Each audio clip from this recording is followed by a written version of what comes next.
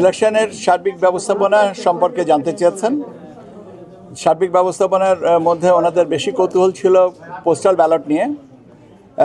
Postal ballot নিয়ে আমরা কি করছি, কিভাবে একজন কাউন্ট করা হবে, কোথায় আসবে, ক ধরনের ব্যালট, রেফারেন্ডামের ব্যালটের সাথে গণনার সাথে সময়সীমা কত, ইত্যাদি ইত্যাদি বিষয় যেগুলো আমরা আপনাদেরকে নিয়মিতভাবে জানাতে চাই বা জানাচ্ছি, সেগুলো সম্পর্কে ওনাদের কৌতূহলটা ছিল।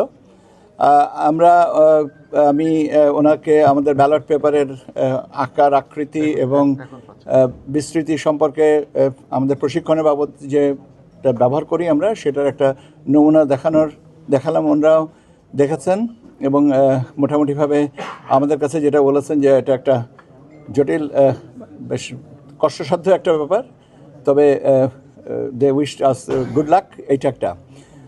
এর পাশাপাশি ওনারা জানতে চেয়েছিলেন যে আপনার কোড অফ কন্ডাক্টের কথা, যে সমস্ত বিষয়গুলো আসছে এগুলো সম্পর্কে।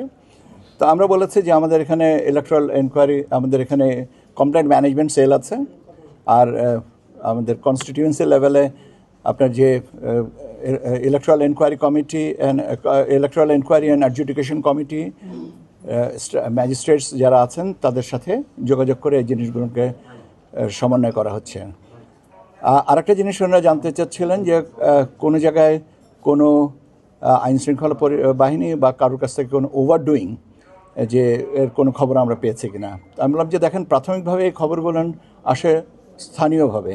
আমাদের এখানে যদি আসে, এমন কোনো এরকম কথা হয় আমাদের নলেজে নাই। যদি এটা হয়ে থেকে থাকে তাহলে স্থানীয়ভাবে এটাকে নিষ্পত্তি করা হয়েছে, আর যদি স্পেসিফিক কোনো কিছু বলেন তাহলে আমরা এটার উত্তরটা দিতে পারবো। এর সাথে হচ্ছে আপনার ভোট কেন্দ্রের ব্যবস্থা, যাতায়াতের ব্যবস্থার কথা জিজ্ঞেস করলেন। ওনারা ওখান থেকে আপনার কোনো পর্যবেক্ষক দল আসবে না, তবে ইন্ডিপেন্ডেন্ট একটা দল আসবেন, যেটা মার্কিন যুক্তরাষ্ট্র থেকে এবং আপনার মার্কিন দূতাবাস থেকে ওনারা ঢাকা, সিলেট, চট্টগ্রাম এবং খুলনায় ওনাদের মতন পর্যবেক্ষণে যাবেন। But they are not the formal observers, ওনারা এমনি দেখতে যাবেন ভোটের অবস্থাটা কি। For the Bangladeshi people and only the Bangladeshi people to decide.